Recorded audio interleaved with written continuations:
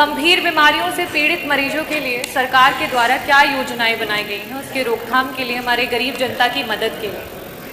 अध्यक्ष जी, बड़ा ही निराशापूर्ण जवाब आया है। मुझे ऐसा प्रतीत होता है कि जब जब सत्र में पिछले 2.5 वर्षों में आपके विभाग के द्वारा जब भी प्रश्न पूछे गए हैं तो आपका एक सेम आंसर है कि हमने इतने जिला अस्पताल, इतने मेडिकल कॉलेज, इतनी डायलिसिस की मशीन, इतने एम्बुलेंस।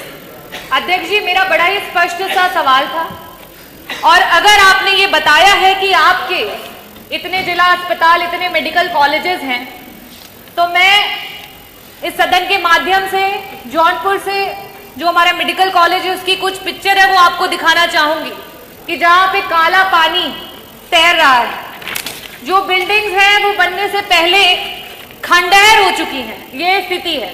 और आप इसे गिना करके जवाब देना चाहते हैं कि आप अपने विभाग में क्या कार्य कर रहे हैं। मैं ये टेबल कर दूंगी अध्यक्ष जी, ताकि ये मंत्री जी के पास जो असली पिक्चर्स है वो पहुंचे और उन्हें पता चले कि जो बार बार आप ये कहते हैं कि हमने मेडिकल कॉलेजेस बना दिए, जिला अस्पताल बना दिए, उन जिला अस्पतालों और मेडिकल कॉलेजेस की क्या स्थिति है।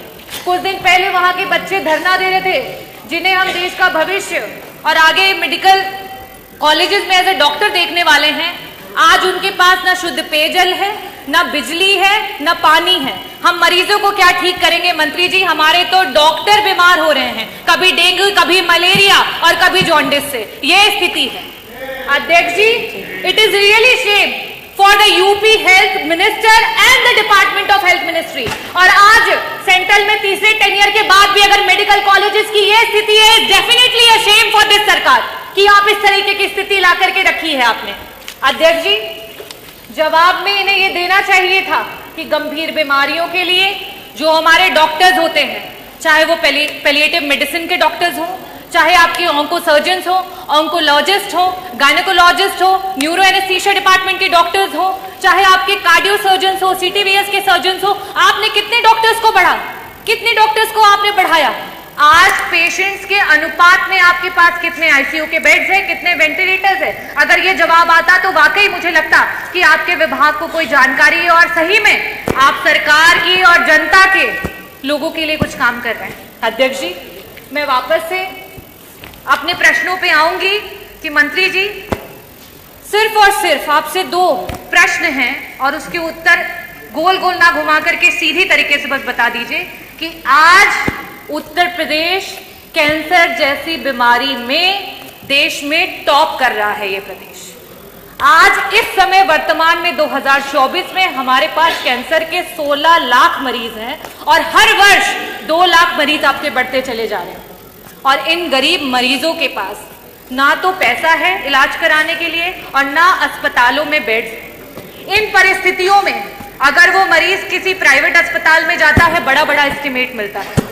क्या सरकार कैंसर के सारे उत्तर प्रदेश के मरीजों को उनका जो एस्टिमेट जहां से भी बन करके आता है उसका एक मुश्त में पैसा उपलब्ध कराएगी कि नहीं कराएगी?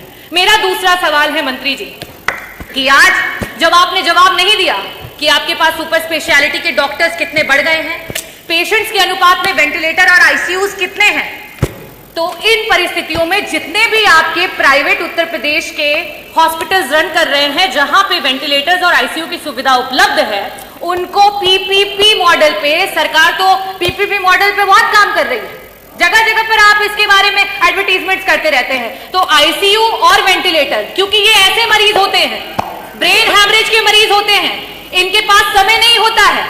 मंत्री जी, अगर एक्सीडेंट हो गया, आज बीपी बढ़ गया और ब्रेन हैमरेज हो गया तो तुरंत उसका ऑपरेशन होना है, लेकिन उनके पास पैसा नहीं होता ना वेंटिलेटर में देने के लिए, ना उन वेंटिलेटर्स पे रहने के बाद।